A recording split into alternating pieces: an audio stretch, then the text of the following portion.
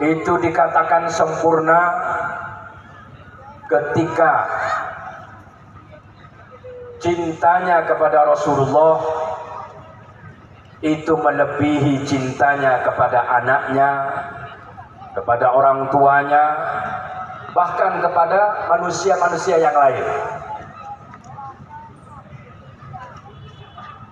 Jadi cinta kepada Rasulullah ini menjadi barometer, menjadi ukuran kesempurnaan seseorang. Kenapa hal seperti itu bisa terjadi?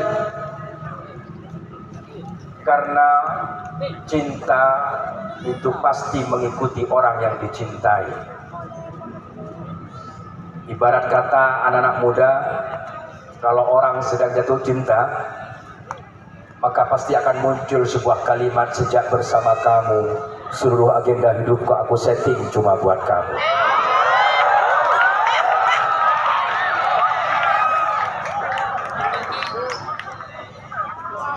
Kalau sudah orang cinta, pasti akan mencontoh perilakunya, cara berpakaiannya dan lain sebagainya pada cinta. Sedangkan Rasulullah Muhammad SAW adalah manusia yang paling sempurna di segala bidang kehidupannya. Bagaimana Rasulullah di dalam bermasyarakat selalu mendahulukan cinta beliau kepada umatnya. Bahkan suatu ketika Rasulullah sebelum hijrah ke Madinah, Rasulullah pernah disakiti oleh kaum kafir Quraisy, pernah dilukai dan lain sebagainya. Tapi apa jawaban Rasulullah ketika para sahabat meminta kepada Rasulullah agar supaya yang menyakiti Rasulullah itu diazab oleh Allah? Bahkan malaikat pun bersedia untuk mengangkat gunung untuk dihantamkan kepada orang-orang yang menyakiti Rasulullah. Apa kata Rasulullah? Yang disebarkan Rasulullah dalam sejarah tidak pernah bikin gerakan yang frontal, bikin gerakan yang merusak dan lain sebagainya. Rasulullah diperintah untuk berperang dan lain sebagainya itu ketika Rasulullah sudah ada di Madinah, terbentuk sebuah organisasi kenegaraan.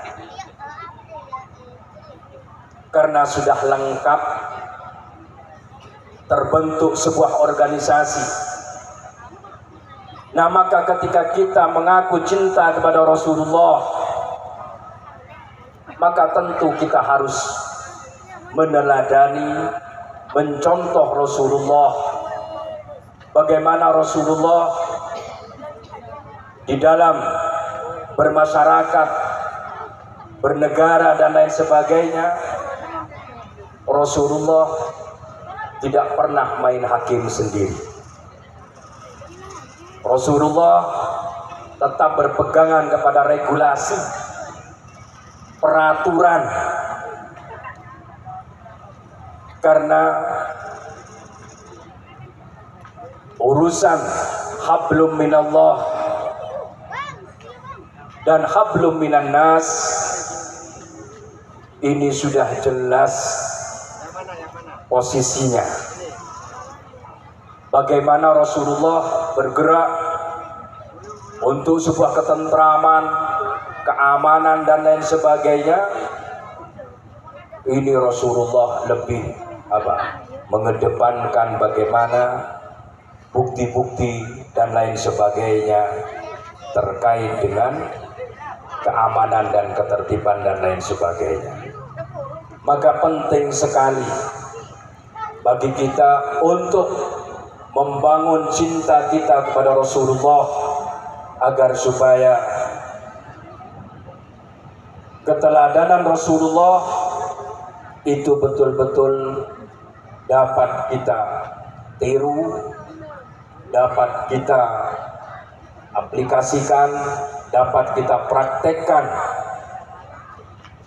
dalam kehidupan kita. Para hadirin hadirat rahimakumullah, maka kegiatan zikir dan sholawat ini adalah sebuah kegiatan yang sangat-sangat penting dalam kehidupan kita. Saya kasih contoh yang namanya HP, oneng HP tadi. HP nikah, HP ini dikatakan smartphone, telepon pintar, jika aplikasinya diinstal. Paham tadi kan banyak dengodetan mereka. HP ini dikatakan smartphone, telepon pintar ketika aplikasinya diinstal. Kalau aplikasinya tidak diinstal, maka tidak bisa dikatakan smartphone. Karena cukup kan kebayi telepon dan SMS, WA harus ada aplikasinya. Facebook, Instagram, M-Banking, atau belanja online, semuanya harus ada aplikasi dan yang diinstal. Aplikasi yang ada di Play Store itu ada yang gratis, ada yang berbayar. Kalau yang gratisan resikonya apa? Banyak iklan, bahkan ada virus. Tapi kalau berbayar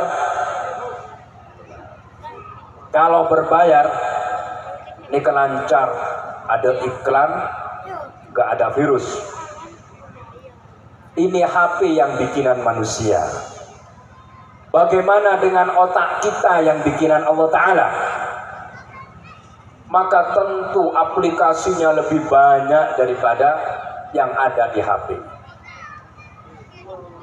Sama aplikasi dalam otak kita, kalau kita mau menginstalnya, kan ngaji cari metode, belajar, ini ada yang gratisan juga ada yang berbayar. Kalau yang gratisan